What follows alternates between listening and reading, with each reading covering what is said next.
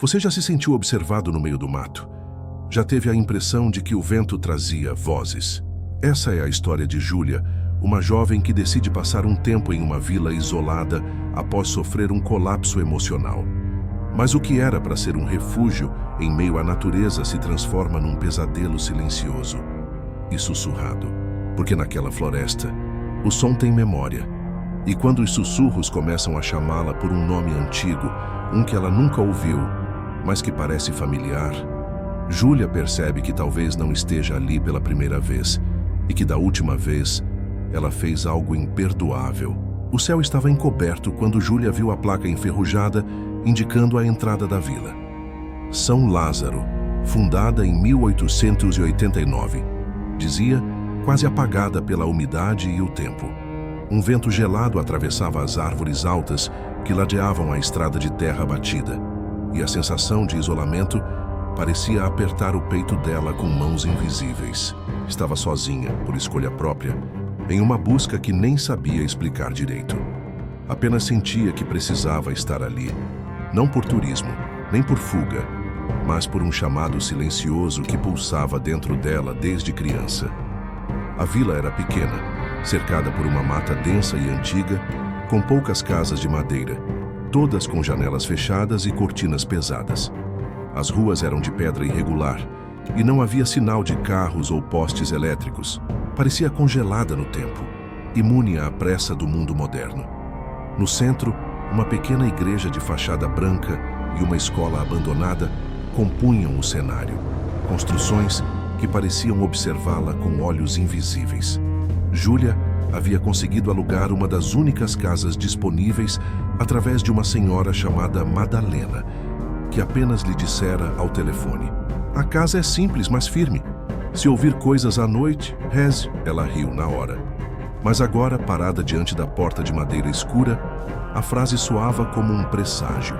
A casa tinha uma varanda comprida, janelas com trancas de ferro e uma escada que levava aos quartos no andar superior.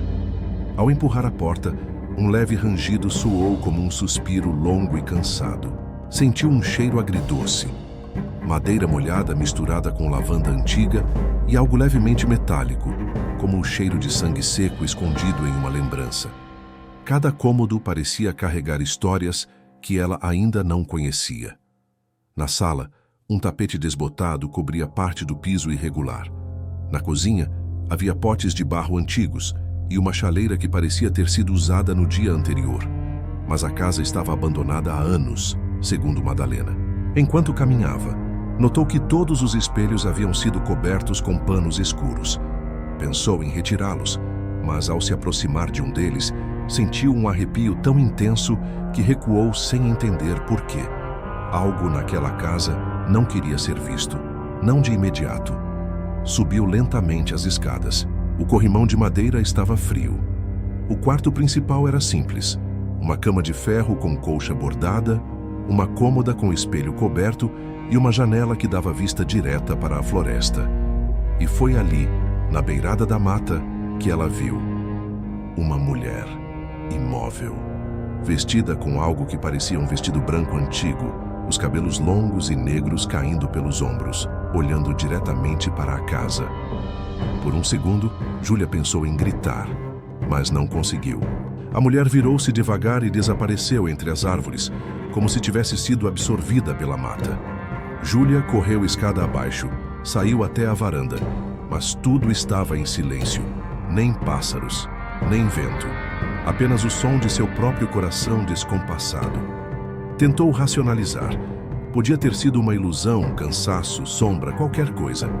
Mas sabia que não era. A presença era real, intensa, familiar. Naquela noite, o sono foi inquieto. Sonhou com água correndo entre pedras, cantos de crianças que ecoavam pela floresta e o som de alguém sussurrando seu nome. Júlia, volte para o rio. Acordou com o coração acelerado, a respiração curta e a testa coberta de suor.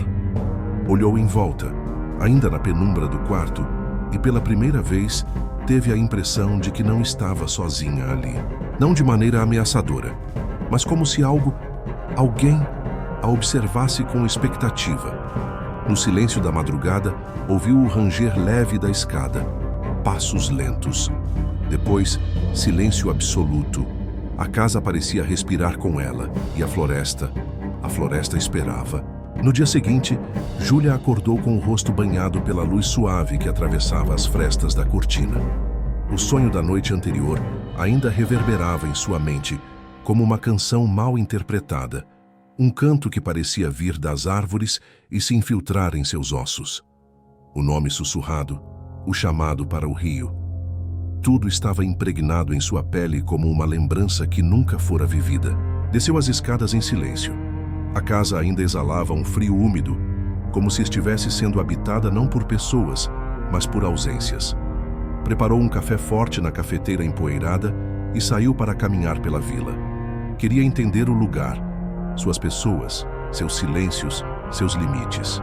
Mas a vila era feita de olhos que se fechavam rapidamente, de portas que se trancavam sem barulho e de sorrisos tensos, como se cada morador escondesse algo.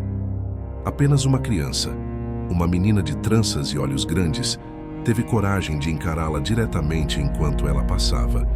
E quando Júlia sorriu, a menina disse: "Você voltou, né?" Júlia parou. "Como é?" Mas a mãe da criança apareceu subitamente, puxando-a com firmeza e sem dizer uma palavra. O gesto foi rápido, quase violento. Júlia ficou parada, atônita, sentindo que aquela frase ressoava mais profundamente do que poderia compreender. Na volta para casa, algo a fez mudar o caminho. Em vez de seguir pela rua principal, tomou um atalho entre as casas, passando por detrás da antiga escola. Lá, encontrou um trilho de pedras coberto por musgo que levava até a beira da floresta. O silêncio era espesso, quebrado apenas por um som muito tênue, como uma melodia. Era uma canção. Agachou-se para escutar melhor. Notas simples, repetidas, como uma música de ninar. E a voz que cantava era doce, mas cheia de uma tristeza antiga. "Durma bem, durma em paz, que a floresta não te veja mais." Júlia gelou. Não havia ninguém ali. Apenas árvores, raízes torcidas e o som do vento passando pelas folhas. Mas a melodia persistia, como se a floresta tivesse pulmões e voz própria. De volta à casa, já no fim da tarde, decidiu fazer algo que vinha evitando: retirar o pano de um dos espelhos. Escolheu o do corredor do andar superior, o menor e mais antigo deles. Ao puxar o tecido, um choque percorreu seu corpo. Por um breve instante, viu uma imagem que não era a sua. Era o reflexo de uma mulher. Cabelos presos em coque, pele pálida, olhos escuros. Vestia um traje antigo, talvez do século XIX, e chorava. Não em silêncio, mas com os ombros tremendo e as mãos apertadas sobre o peito. Júlia piscou. A imagem sumiu, e lá estava apenas ela, pálida, ofegante. Aquilo não era alucinação, era memória. Pegou um caderno e começou a anotar tudo. A criança, a música, o espelho, a mulher na floresta. Precisava dar forma àquilo, tentar compreender. Mas no fundo, sabia, não era loucura. Era um tipo de retorno, um chamado. Na segunda noite, ao tentar dormir, ouviu o ranger da porta da frente. Desceu devagar, cada degrau parecendo gritar sob seus pés. A luz da cozinha piscava, intermitente. E na sala, a vitrola. Não lembrava de ter uma vitrola ali. Mas lá estava ela, antiga, de madeira escura, com o disco girando em silêncio, como se estivesse prestes a tocar algo que o tempo esquecera. Júlia se aproximou, tocou a agulha, e a mesma canção começou a tocar. Durma bem, durma em paz. Sentiu as pernas fraquejarem. Então a voz da mulher, aquela da floresta, surgiu clara como água. Você deixou. Você prometeu. Por que não voltou? Júlia tentou falar, mas não havia som em sua garganta. Na manhã seguinte, encontrou pegadas de pés descalços no chão de madeira da cozinha. Pequenas, infantis. E perto da porta uma fita vermelha, molhada, suja de terra. Não era dela. Não podia ser. Algo estava se revelando. Algo antigo, doloroso. E a floresta agora parecia estar cada vez mais perto. A fita vermelha passou o dia inteiro sobre a mesa da cozinha, como um lembrete silencioso de que Júlia não estava mais apenas hospedada naquela casa. Ela fazia parte dela, de alguma forma que ainda não compreendia. Tentou jogar a fita fora pela manhã, mas seus dedos hesitaram quando chegaram à boca da lixeira. Algo nela, o peso, o cheiro de terra úmida, a textura desfiada, fazia com que Júlia sentisse que jogar aquilo fora seria como tentar apagar um pedaço de si mesma. Ela passou o resto da manhã revirando os cômodos da casa em busca de qualquer pista. Atrás da estante da sala, encontrou uma pequena caixa de madeira, fechada por um trinco enferrujado. Dentro, havia papéis velhos, cartas incompletas e uma fotografia desbotada de uma mulher com feições muito parecidas com as suas. O olhar era o mesmo, firme, mas triste. No verso da foto, um nome escrito à mão: Helena M. Não é possível, murmurou.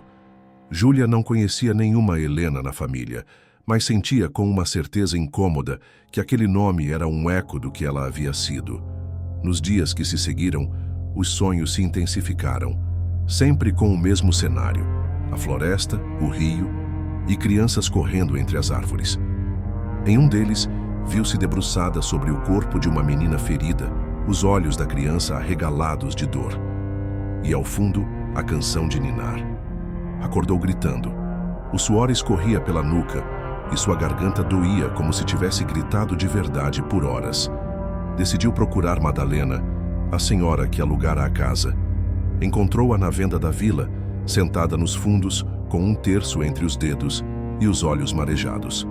A senhora sabe o que aconteceu naquela casa, não sabe? Júlia perguntou sem rodeios. Madalena apenas fitou-a em silêncio por longos segundos. Depois, respondeu: aquela casa pertenceu a Helena Montenegro, professora, educadora. Ela ajuda uma tribo antiga com a educação das crianças, mas a lenda diz que no momento em que mais precisavam de sua ajuda, ela virou as costas para todos. A floresta não esquece, moça. E ela canta. Canta para quem precisa lembrar. O nome: Helena Montenegro. Júlia sentiu como se tivesse levado um soco no peito. Era o mesmo nome da fotografia, e o mesmo que ecoava em sua mente nos sonhos mais obscuros. De volta à casa, vasculhou novamente os cômodos e encontrou, atrás de uma tábua solta no piso do quarto principal, um caderno. As páginas estavam rasgadas, mas o conteúdo restante era assustador. Eu estava lá. Podia ter ajudado. Eu prometi que iria ajudar, mas não tive coragem. Não tive forças. E agora vivo com o peso de centenas de morte. As últimas páginas estavam escritas com uma letra apressada quase ilegível. Hoje comecei a ouvir a canção que ensinei àquelas crianças, gritos abafados, lamentos uivantes. Não sei o que fazer. Será que o que fiz um dia terei o perdão? A assinatura era clara: Helena. Júlia caiu de joelhos. As lágrimas escorreram sem controle. Ela entendia agora. Não era apenas um chamado, era um acerto. Durante a noite, ouviu a canção mais uma vez. Mas agora, junto da melodia, vozes infantis a chamavam pelo nome. Helena, por que nos abandonou? Você prometeu que iria nos ajudar. A casa, a floresta, a vila inteira. Era um tribunal silencioso, e Júlia, ou Helena, estava sendo julgada. E no fundo, talvez merecesse. A partir da noite em que ouviu as vozes chamando por Helena, Júlia passou a viver em dois mundos. O primeiro era o visível, onde ainda andava, comia e respirava como Júlia, a psicóloga em busca de paz numa vila esquecida pela pressa. O outro, mais profundo e constante, era um universo onde cada som da floresta trazia uma lembrança, e cada canto da casa escondia um fragmento de algo que ela não queria, mas precisava lembrar. Na manhã seguinte, a luz que entrava pela janela parecia mais pálida, como se o próprio sol temesse iluminar aquela casa. Júlia desceu as escadas com passos lentos, sentindo o chão ranger sob seus pés, como se protestasse contra sua presença. O silêncio era tão denso que qualquer pequeno ruído se tornava um estrondo. A chaleira no fogão, o clique do interruptor, o ranger do armário antigo. Tudo parecia ecoar com um significado oculto. A canção de ninar voltava constantemente, mas agora vinha acompanhada de ruídos leves, como risadinhas abafadas, arrastar de pés, e o som sutil de brinquedos antigos sendo manipulados por mãos invisíveis. Uma bola rolou sozinha do topo da escada até parar aos seus pés. Ela não gritou, apenas observou. Já havia ultrapassado o estágio do medo instintivo. O que sentia agora era uma culpa crescente, uma dor que parecia vir de dentro, não do corpo, mas de algo mais profundo, como se a própria alma estivesse em processo de dissolução. Júlia decidiu explorar a casa com mais método. Pegou uma lanterna, cadernos e marcou todos os cômodos no papel. Ela anotava qualquer alteração. Objetos movidos, temperatura da sala, sons, cheiros, tudo.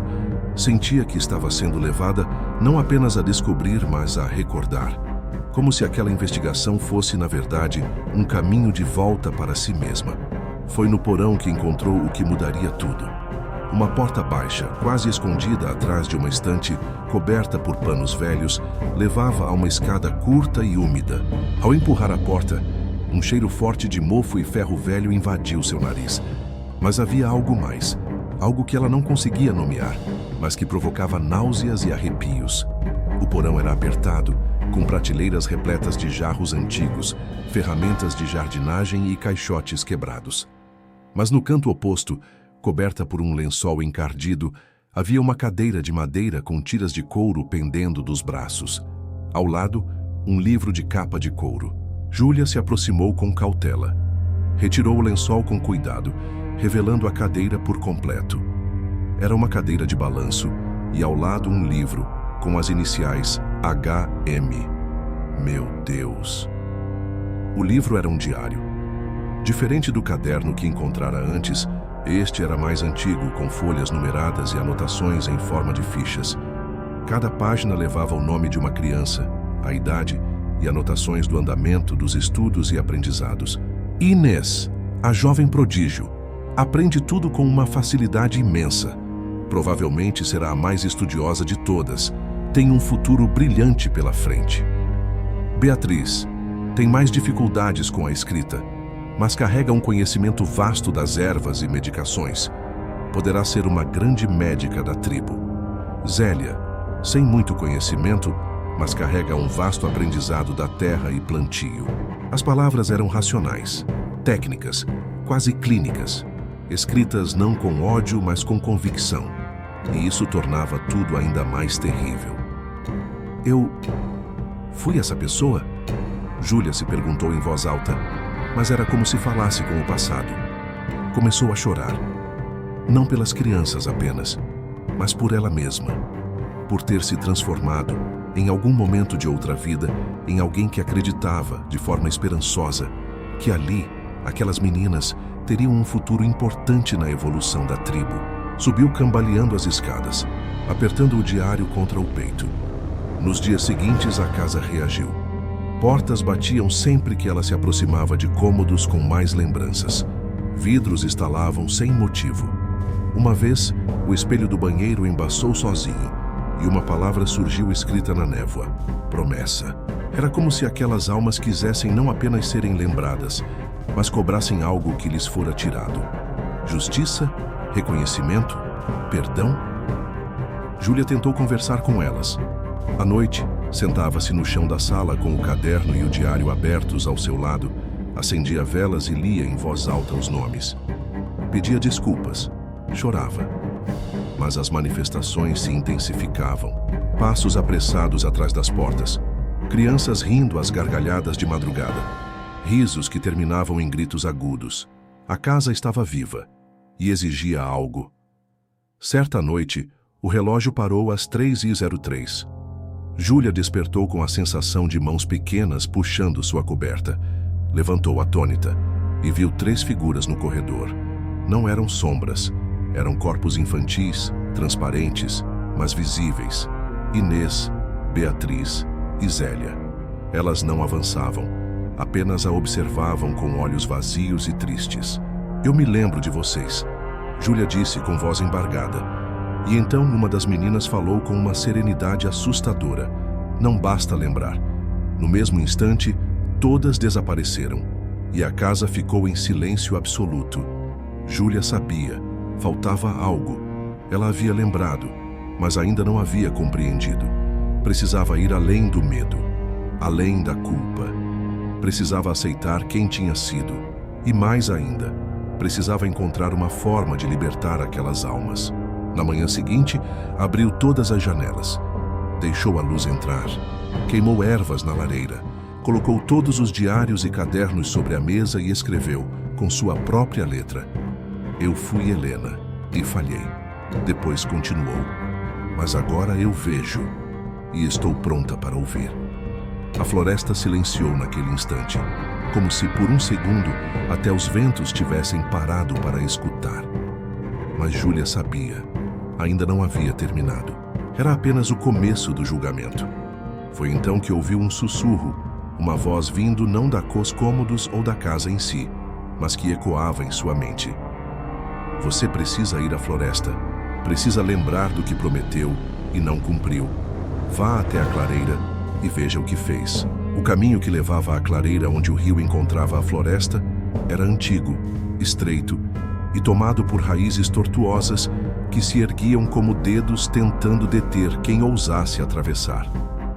Júlia só descobriu a trilha porque, em um dos sonhos mais vívidos que tivera, Helena, ou ela mesma em sua antiga forma, caminhava por ali carregando uma lamparina e murmurando salmos. Ao acordar, sabia exatamente onde começar a procurar.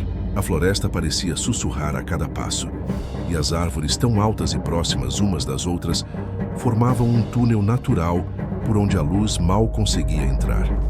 Cada galho estalado sob seus pés soava como um aviso, e o ar estava impregnado por umidade e lembranças.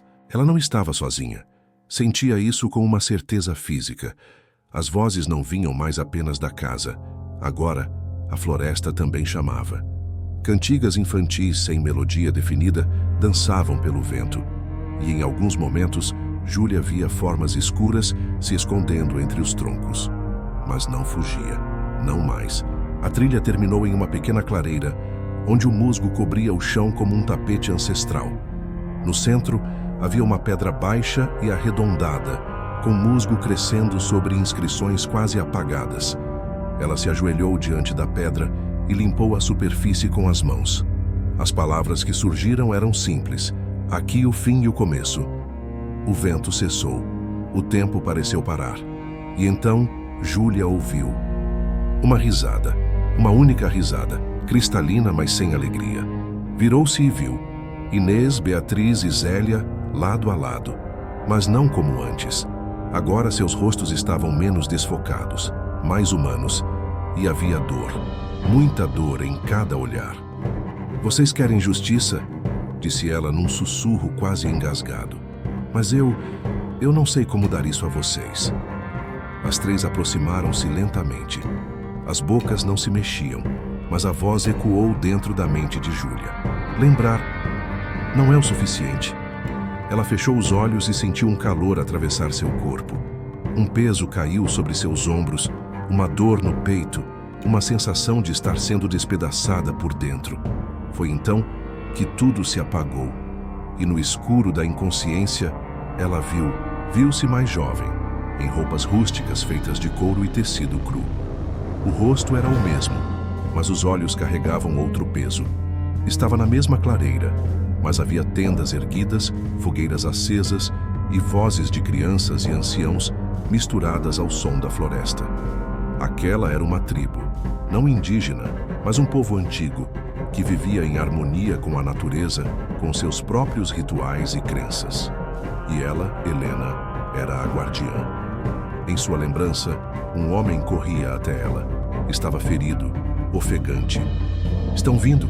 Centenas deles, armados. Estão destruindo tudo o que encontram pelo caminho. Você precisa fazer o que prometeu. Precisa guiá-los para longe daqui." Mas Helena hesitou. O medo dominou cada fibra de seu corpo. Em vez de cumprir a missão de acender as fogueiras no alto da montanha e atrair o exército para o desfiladeiro, ela correu. Escondeu-se, ficou em silêncio e assistiu de longe quando a fumaça das casas queimadas começou a subir.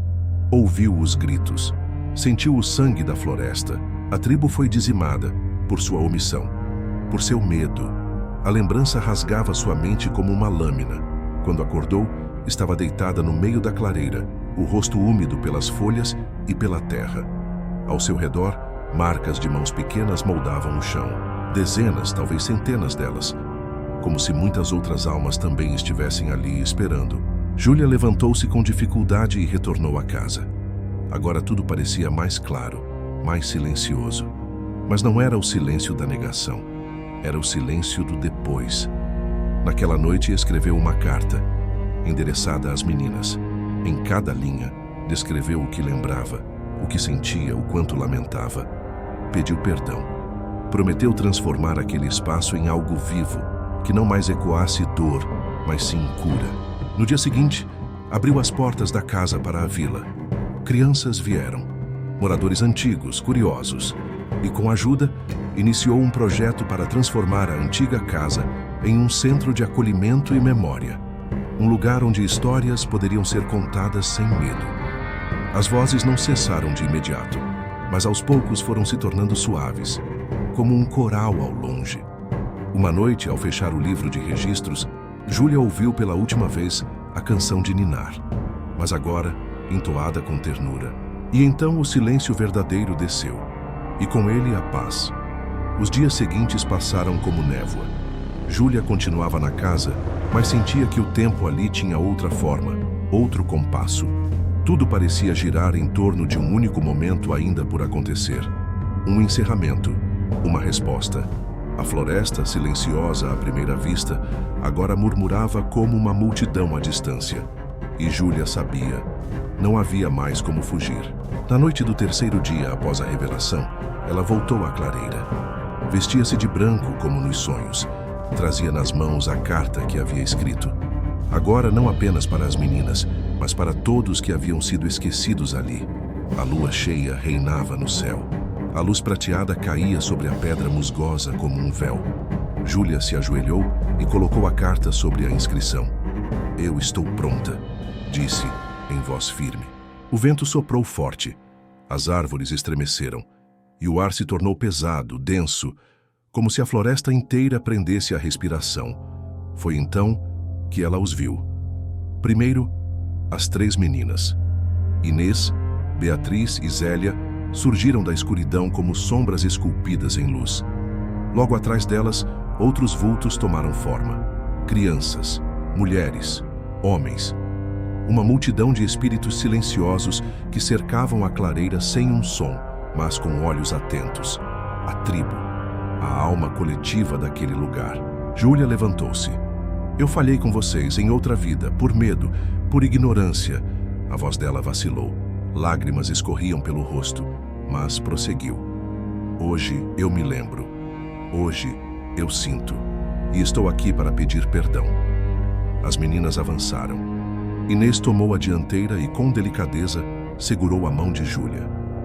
Era fria como a neblina, mas firme. As outras 2 colocaram as mãos sobre o coração de Júlia. E então, uma luz suave irrompeu da clareira. Um brilho que não vinha da lua nem do céu, mas do chão, da própria terra. Imagens se formaram no ar. A tribo reunida, rituais de cura, danças, cantos. Uma mulher, Helena, sorrindo entre as crianças. Depois o medo, o erro, o silêncio. E por fim, a promessa. A mesma voz que antes surgia como tormento, agora soava como bálsamo. O passado nos molda, mas não nos define. Júlia caiu de joelhos, chorando de alívio. A luz que envolvia os espíritos foi se dissipando um a um, até que restaram apenas as 3 meninas. "Vocês podem descansar?" Ela perguntou com a voz embargada. Zélia foi quem respondeu com um sorriso sereno. "Podemos, porque agora..." Você escutou. E com isso, desapareceram. A floresta voltou ao seu som habitual. Um grilo cantava ao longe. O vento era apenas vento. Júlia permaneceu ali sozinha, sob a lua, com o coração mais leve do que jamais imaginara ser possível. Ela voltou para casa ainda naquela noite. Dormiu profundamente e, ao acordar, sentiu-se inteira. A partir daquele dia, o projeto de transformar a casa em um espaço de cura tomou nova forma. Mais pessoas se aproximaram. Histórias foram compartilhadas, e as vozes agora eram de alegria. Júlia sabia que não poderia mudar o passado, mas podia honrá-lo. E naquele canto da floresta, finalmente, a paz floresceu. Se você gostou dessa história, curta este vídeo, compartilhe com alguém que também sente que algo ainda está inacabado e se inscreva no canal. Até o próximo vídeo.